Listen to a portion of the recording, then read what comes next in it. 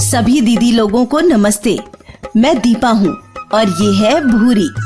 आज हम लोग इस मीटिंग में सामुदायिक बकरी नस्ल सुधार कार्यक्रम के बारे में चर्चा करेंगे।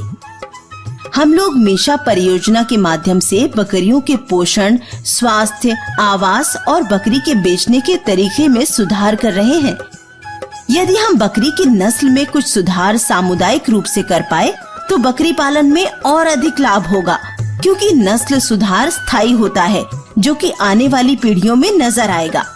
दीदी, सामुदायिक बकरी नस्ल सुधार का क्या मतलब है? इसको समझाने के लिए हमारे बीच उपस्थित मेशा परियोजना से जुड़ी डॉक्टर लता दीदी को सुनते हैं। धन्यवाद दीपा दीदी। सामुदायिक बकरी नस्ल सुधार कार्यक्रम की शुरुआत मेशा परियोजना के कई गांवों में की गई है। इस कार्यक्रम के तहत बकरी और उनके मेमनों का चयन, उनकी गणना, रिकॉर्डिंग, चयनित बकरे को तैयार करना, चयनित तैयार बकरों को दूसरे गांवों में नस्ल सुधार के लिए देना और उन बकरों का हर साल एक गांव से दूसरे गांव में अदला बदली करना, इन सभी प्रक्रियाओं की निगरानी और मूल्यांकन करना, जरूरत पड़ने पर चयन के मापदंड में बदलाव करना और नए मापदंड के अनुसार बकरों का चयन करना। इस प्रकार ये चक्र पूरा होता है और चलता रहता है। सामुदायिक बकरी नस्ल सुधार कार्यक्रम में बहुत सारी गतिविधियां होती हैं।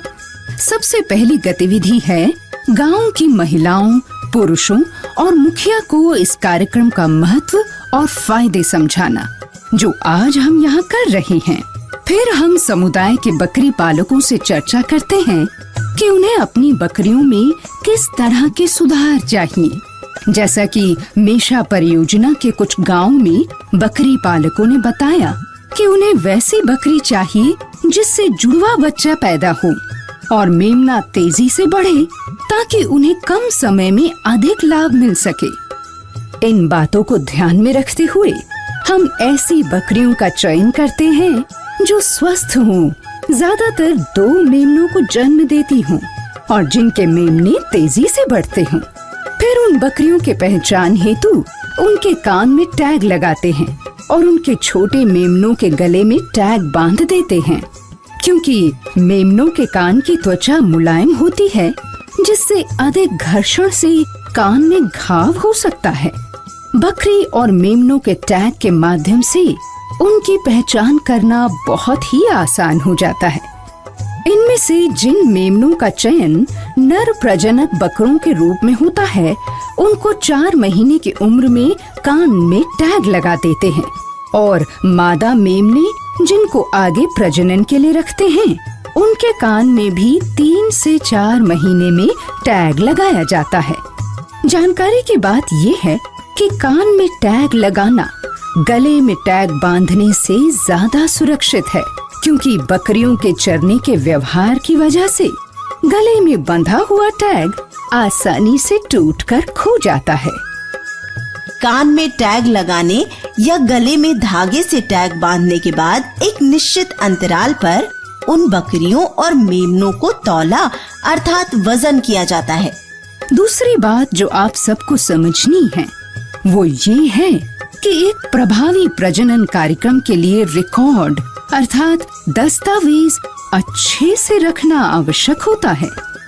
इन सब जानकारियों को इकट्ठा करके उन पर नियमित नजर रखने के लिए डिट्रेओ नाम के एक विशेष कंप्यूटर प्रोग्राम में इन जानकारियों को डाला जाता है।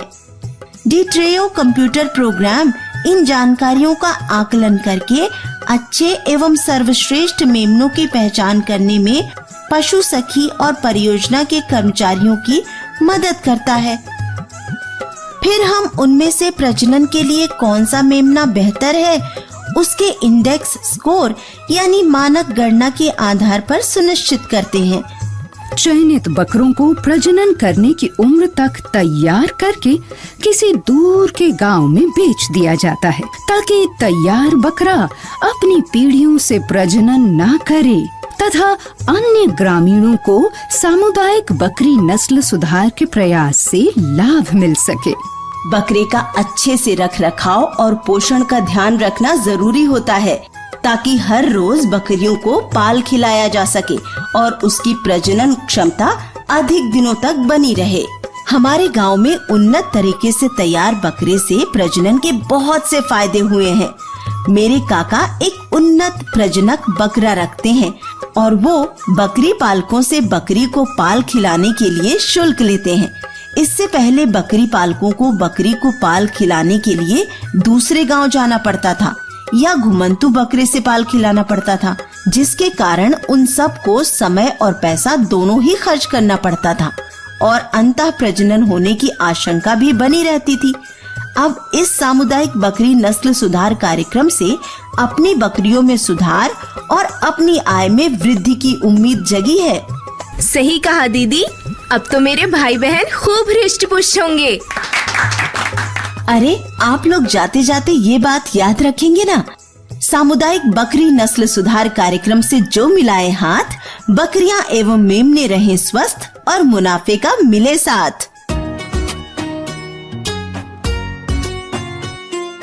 घुमंतू बकरी से पालना खिलाना, उन्नत तरीके से तैयार बकरे से प्रजनन कराना, सामुदायिक बकरी प्रजनन के फायदे खुद भी अपनाना और सभी को समझाना।